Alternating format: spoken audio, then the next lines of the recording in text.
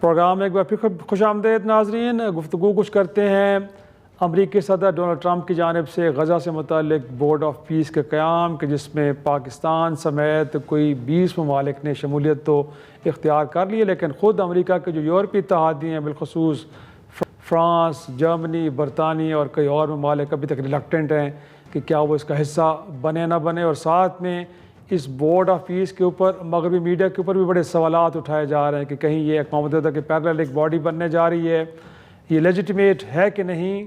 लेकिन इस दौरान पाकिस्तान ने इसमें शमूलियत इख्तियार कर ली है। पाकिस्तान की पार्लिमान के अंदर इसके हवाले से बड़े सवालात उठ रहे हैं। इस वक्त हमारे साथ मौजूद हैं पाकिस्तान तहरीक इंसाफ के रहनुमा शौकत यूसुफ़ज़ई साहब। शौकत साहब, बहुत शुक्रिया वक्त देने के लिए। मेरा पहला सवाल आपसे यही है कि इस वक्त देखा गया है कि अपोजिशन जमातें और बिलखसूस पाकिस्तान तहरीक इंसाफ बड़ी मोतरज़ है कि हुकूमत को ये फ़ैसला नहीं करना चाहिए था। सर, अगर आप हुकूमत में होते तो कोई अदरवाइज़ फ़ैसला करते, क्योंकि अमेरिका एक बड़ा ताकतवर मुल्क है और माज़ी में हमने देखा है कि कई फ़ैसले ऐसे थे कि जिसको शायद अवामी तायद व हिमायत हासिल नहीं थी, लेकिन पाकिस्तान उनका हिस्सा बना है। बिस्मिल्लाहिर्रहमानिर्रहीम, बहुत शुक्रिया। देखिए जी, बात यह है ना, ये चीज़ें, ये जो फैसला है इसमें शफाफियत नहीं है और इसमें एतमाद नहीं है। देखें, पहली बात तो ये कि पार्लियामेंट को इस पर एतमाद में लेना चाहिए था। बहुत लाजमी बात थी, इतने कोई मामूली बात नहीं है। कश्मीर और फ़लस्तीन के अवाम के साथ पाकिस्तानियों की जज्बाती वाबस्तगी और कई अरसे से और ये जज्बाती वाबस्तगी को देखते हुए भी वो हैरान है कि इतना बड़ा फैसला कैसे कर लिया, क्योंकि उसमें बड़े शकूक व शुबात आ रहे हैं। एक तरफ ये कहते हैं कि जी हम तो जा रहे हैं पीस लाने के लिए, रीजन में पीस होगा, फ़लस्तीनी मज़े में रहेंगे। लेकिन दूसरी तरफ जो ट्रम्प की स्पीच आप सुने तो वो कहता है कि जी ये तो हिज़्बुल्लाह और हमास को ख़त्म करेंगे और इसमें हमारे बहुत सारे ममालिक हमारा साथ देंगे, हमारी मदद करेंगे। तो थोड़ी-सी ये कन्फ्यूज़न पैदा होगी कि जो हमारी फ़ौज जाएगी वहाँ पे तो उनका क्या टास्क होगा।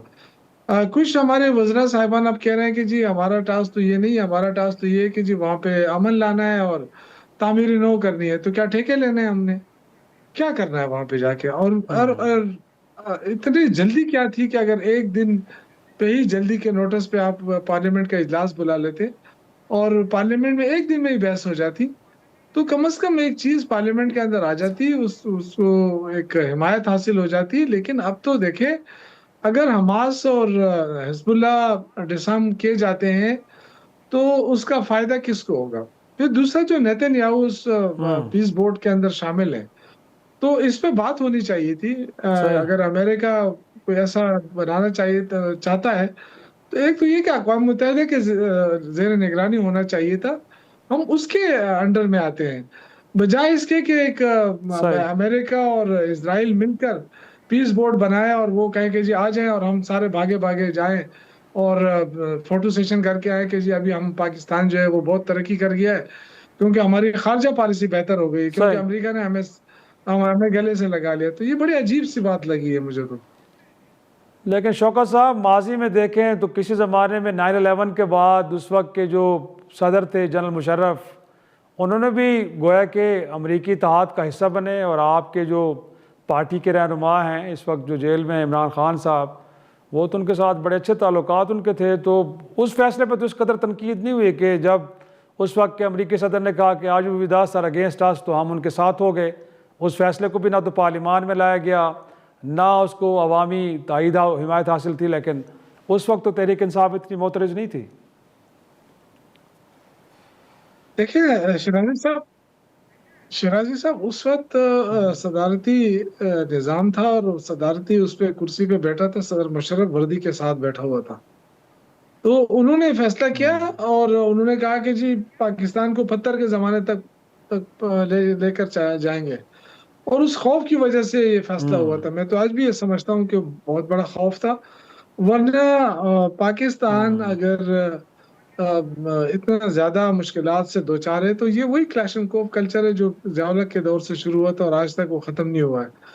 तो मेरा ये ख़्याल है कि पाकिस्तान को अपने फ़ैसले खुद करने चाहिए, अपने मफ़ाद में देखकर, अपने हालात को देखकर फ़ैसले करने चाहिए। दूसरों के इस तरह असर रसूख में आकर, या तो ये कि अमेरिका कोई हमारे कोई कर्ज़े तो माफ़ नहीं करने जा रहा है ना।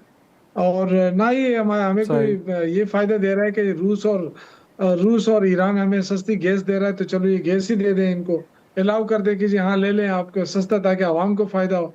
तो देखिए यहाँ पे आपकी खारजा पॉलिसी की आप बात करते हैं कि जी पाकिस्तान बड़े ऊंचे उस पे चला गया, उड़ान में चला गया, लेकिन आपके यहाँ 12 करोड़ आवाम खते गुर्बत से नीचे जिंदगी गुजार रहे हैं।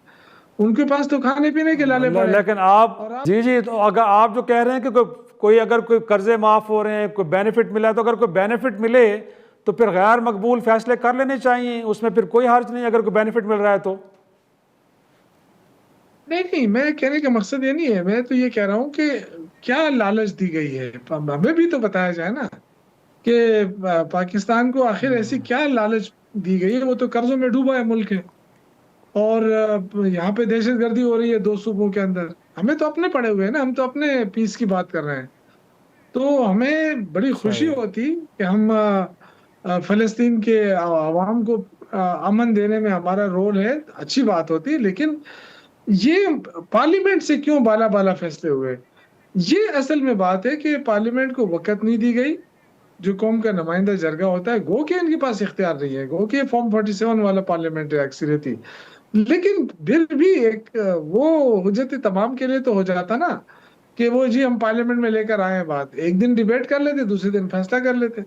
लेकिन आई थिंक कि इसमें क्या, मुझे तो कोई दाल में काला नजर आ रहा है कि क्या हो क्या रहा है आखिर, क्यों पार्लियामेंट से छुपाया गया, क्यों इतनी जल्दबाजी में फैसला किया गया, और सारे पहुंच गए डेवस की जी चलो पहुंचो जी, क्योंकि वहां ट्रम्प साहब इंतजार कर रहे हैं। तो आई थिंक कि हमें अपने मुल्क के मफाद को भी देखना पड़ेगा। यकीनी तौर पे मुल्क की मफाद को देख के ही फैसले करने चाहिए। नाज़रीन, एक छोटा सा ब्रेक के बाद इस मामले पे हुकूमती मौक़िफ़ लेने की कोशिश करेंगे।